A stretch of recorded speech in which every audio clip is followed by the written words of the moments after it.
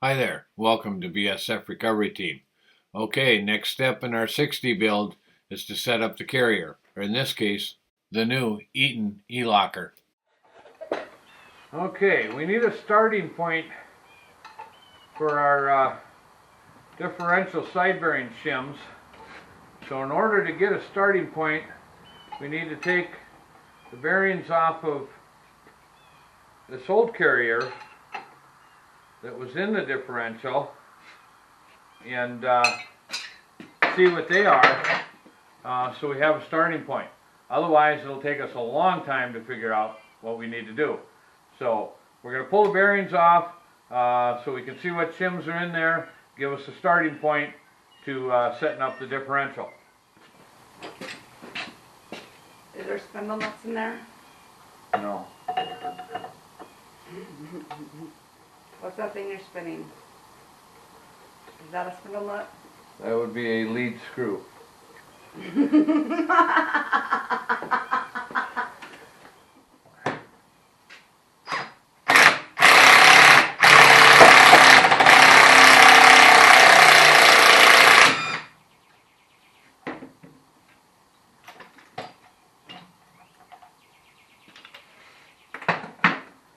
Okay, there's the side bearing shims off of this side, so we'll have to measure those, and that'll give us a starting reference for what shims we want to put under the same side on our new carrier or locker. So this will be the driver's side. We'll set that off to our left. Now we got to take the fastener side bearing off. Now, if you remember earlier, I was talking about making up the set of setup bearings. Well, this is the whole reason why we make those setup bearings, is that way we don't have to be pulling and pressing on these bearings if we need to change the shims because it's not set up properly.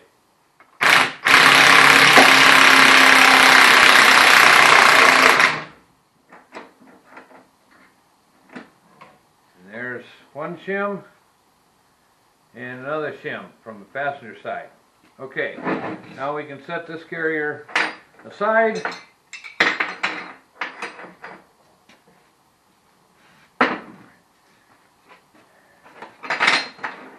And because we have setup bearings, we should be able to put our puller away.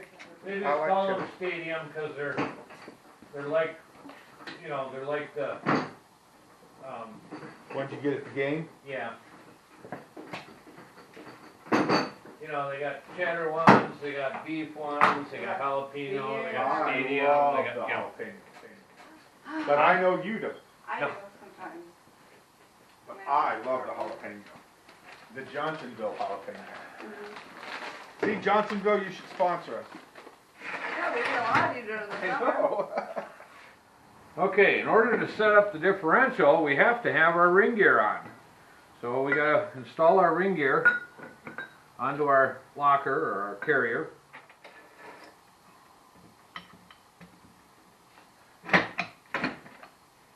These can sometimes be a little tricky. They fit on there snug and tight, and you want to make sure that you get it on there straight.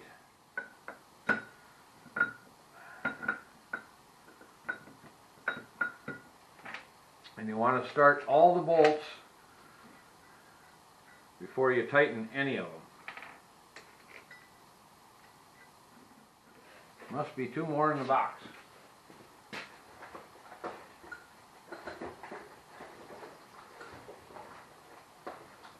Sure enough. Okay, again, this needs to go on straight. So you kind of want to draw it up evenly.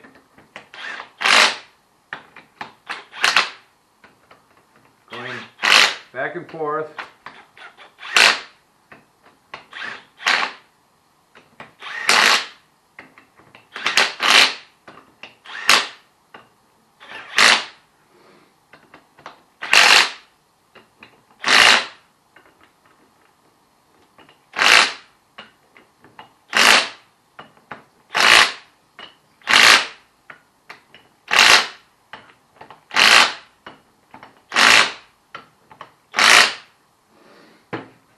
And then we get to torque those also. Let's see. Okay, torque on the ring gear bolts is 110. So we'll torque those to 110. We might need a little bit of a hand here. Sometimes it's hard to hold this still while we're torquing it.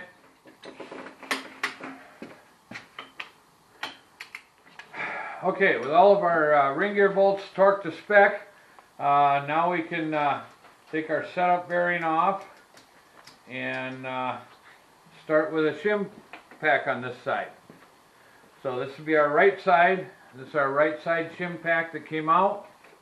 Because these shims weren't damaged in the process of taking them apart, we can just start out by putting them on and see where we're at. But if you remember right, these shims were set up on that differential with a preload. And we don't have a case spreader, so we're going to do our setup without preload and then add the preload once we get everything figured out. So what we want to do is we want to take about 2/1000ths away from this shim pack to start out with. Same thing on the other side. Subtract about 2/1000ths, assemble it, see where we're at, see if we have to move the differential sideways one way or the other, and etc. But we're going to subtract 2/1000ths from our starting point. That way we'll be able to slide the differential in and out easy, 2/1000ths on each side. And then once we're all done, we'll add that 2/1000ths back in on each side to get our proper preload. Okay, so we got some shims here that are a couple thousandths less than what we had in there. So that side's where we want it. Now we're going to put a few thousandths less on this side. So our differential will be snug in there, but it won't have the preload. That way we can take it in and out easily, because we might have to do this a couple times.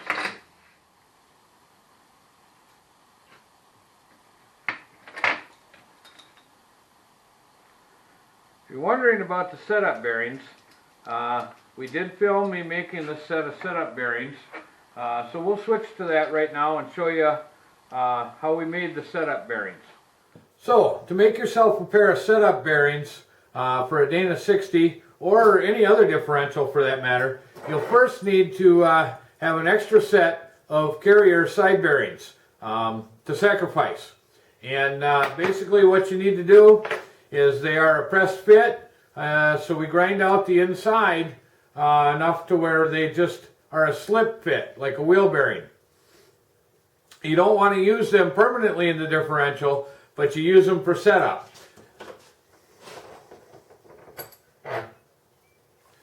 Once you make a set, you can use them for multiple differentials as long as it's the same differential, a Dana 60 or a Dana 44 or whatever you make them for. I like to start out with a carbide bit, and basically you just start grinding on the inside.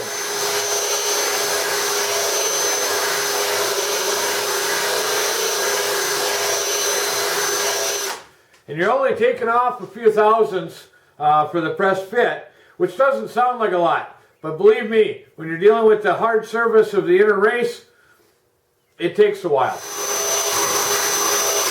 You want to keep going around and around and keep moving in and out. You want to take an even amount off the whole inside of the inside race.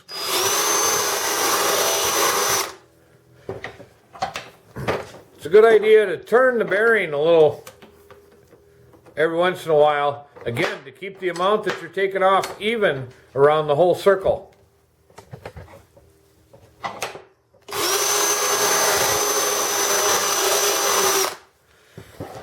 It's also a good idea to turn the bearing around once in a while, again, to keep that grinding even. I know this seems like a lot of work for one differential, but remember, you can use it on several differentials of the same size.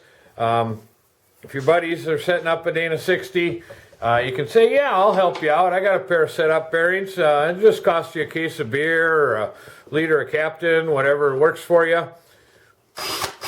Could even be a case of White Claw. I don't know.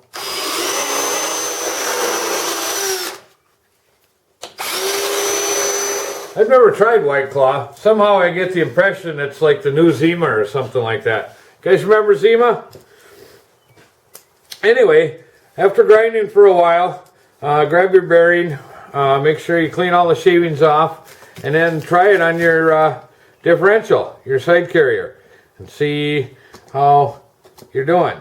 If it doesn't quite slide on by hand yet, you got some more grinding to do.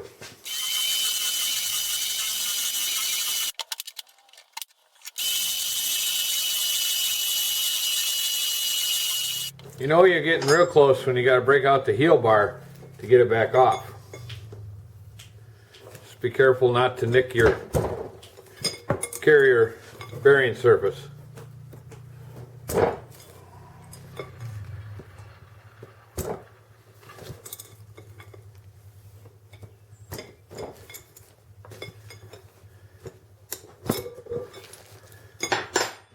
That's about when I like to switch to a stone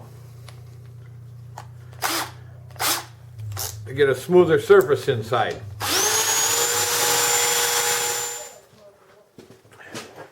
And finally, you want it so the bearing just slides on and you can just slide it off like that. Now remember, these bearings are only to be used for setup. They're not supposed to be left in after final assembly. The reason is because being no longer pressed on, the inner race will spin on the carrier. And that means eventually, if you leave them on going down the road, you'll have wear between the carrier and the bearing instead of the wear happening on the rollers. So these bearings are only used for setting up the differential. Okay, with our setup bearings in place, our shims in place, now we get to load the differential into the axle housing and check our gear tooth contact.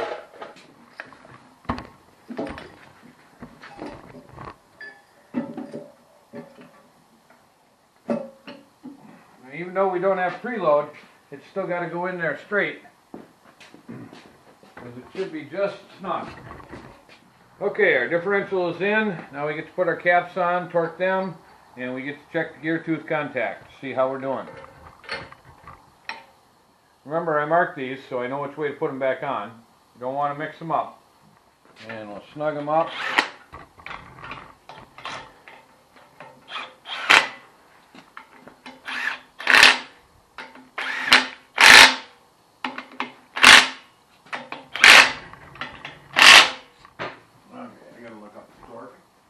And on the Dana 60, they get torqued to 85 foot-pounds.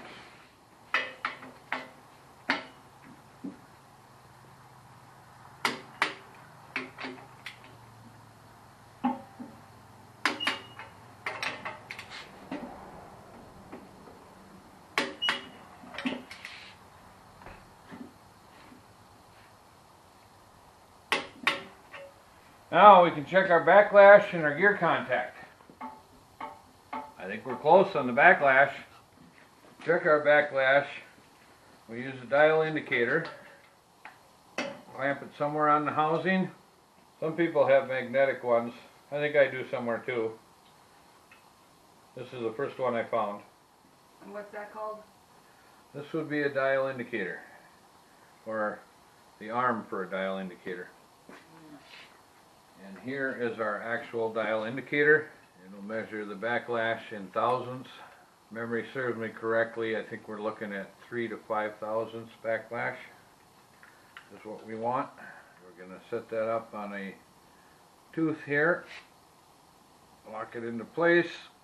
Hold our pinion and wiggle our ring gear. And it looks like we're at 6 thousandths. So let me go check the spec and see how close that is. Okay, the book over there says 4 to 9. So our 6 thousandths is right in the middle, right where we want to be. Now let's check our gear tooth contact and see how that is. Okay, so we got some yellow gear paint here. Oh, it looks like I'm getting pretty low on that. A little bit of that in there. Can't you just use mustard? You may be, but this is kind of sticky, so it works out real well. I don't know if mustard is sticky enough. So we want to paint a few ring gear teeth here. you aren't creating a work of art here, but you just want to get it even across the face or the heel of the gear. Now we want to rotate it through the pinion, putting a little pressure on it, a little resistance as you rotate it. It's good to rotate it through a couple of times, so hopefully it pushes out the paint where the gear is contacting, the gear teeth are contacting each other. And then we'll take a look. So if you take a look here, centered wise, for our pinion depth, we're looking pretty good. We're right in the middle between the inside of the ring gear and the outside of the ring gear. So that's nice and centered. So our pinion depth looks real good. We like that. But if you look at it here, we're just a little bit on the outside. It means we could move this over just a little bit if we wanted to. Our backlash is pretty close, or it's right in the middle. But we could move this over a little bit to get a little bit better contact. It'll reduce our backlash, but it'll give us better gear contact. So I think we're going to go to the small end of the scale on the backlash. We're going to try and get it down to that 4/1000. And that'll give us good gear contact and still be within spec on our backlash. So now that we have all the numbers we need, we can take the differential out, and what we're going to do is we want to move the ring gear over towards the pinion just a little tiny bit, reduce our backlash. That's okay because these are brand new ring and pinion gears. So having the backlash on the low end of the spec will be just fine because they'll wear in. We also have to add our preload. If you remember, our preload was, we subtracted 0.02 from each side. So if we want to move our ring gear over a little bit, we can just add preload back to this side, the same amount that we subtracted from both sides, and that'll add our preload in and also move our ring gear over just a little bit to reduce that backlash, or to move the gear tooth contact in just a little bit. So we can take that out now and make our shim adjustments, and I'm confident enough that we can do that and put our regular bearings on, get rid of the setup bearings, and assemble it, and everything will be just fine, I hope. How puppy.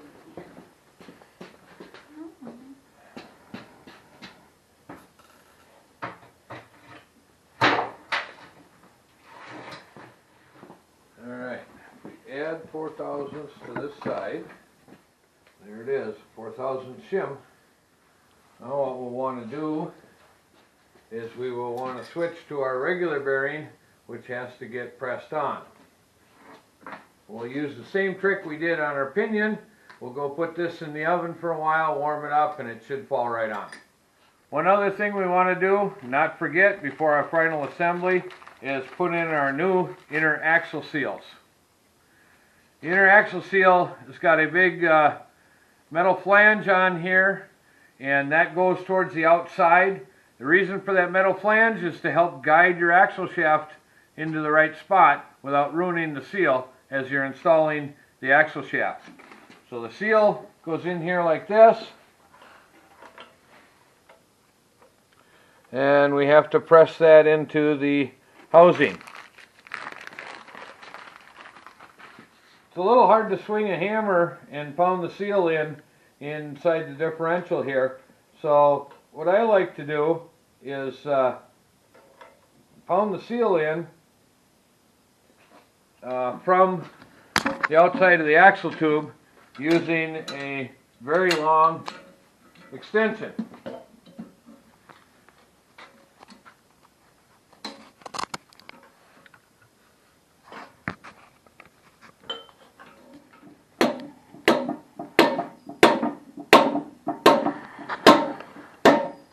Hold a second.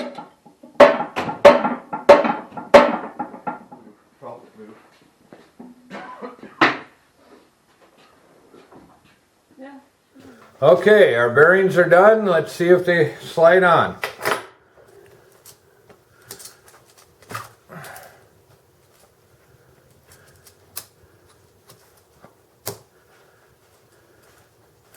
Not quite. So we'll give it a little help.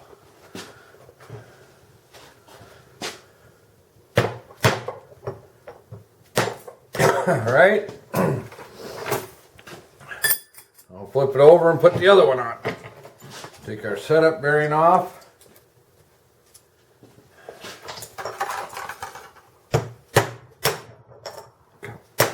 That should be on all the way. Now we gotta let our bearings cool a little bit before we put our differential in. Okay, let's see if we can get this in there. Remember, it's a few thousandths tighter than it was before. That might be in enough to start the caps.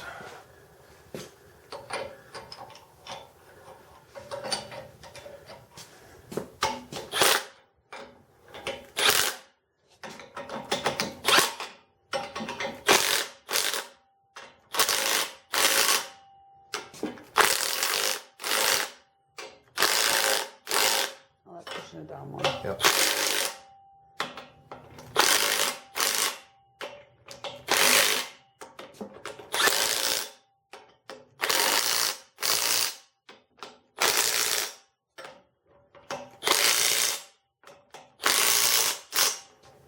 Now we torque our caps.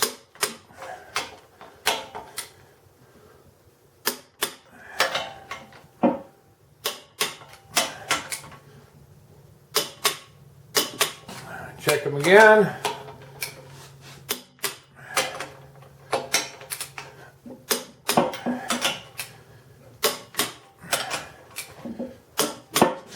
And now we get to take our measurements again. First we'll check out our backlash. Looks like we got about 3.5 to 4 thousandths, which is right where we want to be. And we'll check our gear tooth pattern again. We have enough paint left. Now with preload on it,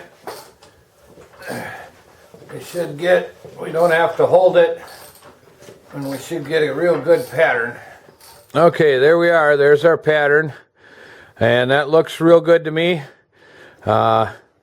Should be just fine. The pinion's running at the right depth, and we're getting good contact all the way deep into the gear, so that should last us a long, long time.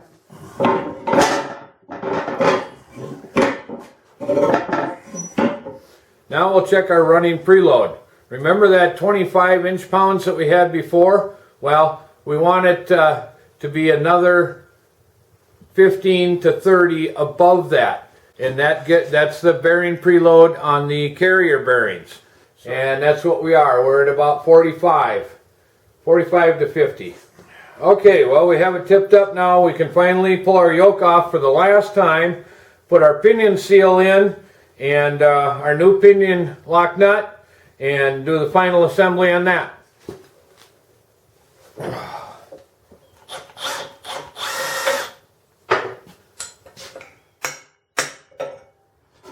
Our pinion seal's in. Now we can put our yoke back on for the final time. Don't forget the grease. Yep, we're going to smear just a little bit of grease on, lubricate the seal. You got your washer? And our new washer and our new lock nut. Your pull. Your pipe. All right.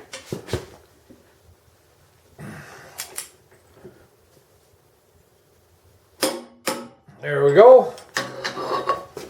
Now what's that? All right, now a little sew glide on the rubber that goes through the modified hole, or the hole that we put in for the magic wires for the locking differential. A little sew glide on there will help us force that rubber into that hole. I can hear all the sexual comments coming on that statement. There we go. Our magic wires are in place. We got a locking differential, Eaton E-locker, in our front axle now. Alright, time to put the cover on.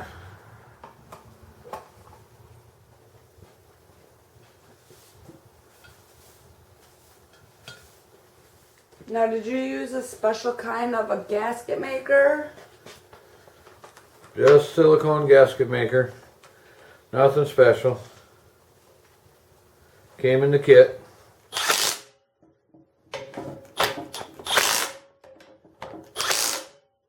There we go. We got a new Eaton E-locker installed in our replacement Dana 60 axle for the wrecker.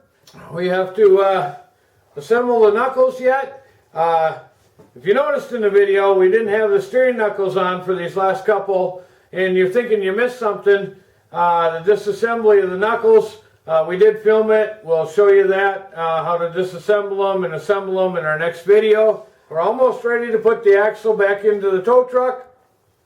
And it's a good thing because we got another recovery mission to go on. This one's going to be something good. Hasn't been stuck quite as long as the S10, but it's definitely bigger, heavier, and it's stuck deeper in the mud. So we got to get the wrecker back together soon. Thanks for watching, BSF Recovery Team. Keep wheeling, stay safe, and maybe we'll see you out there in the woods.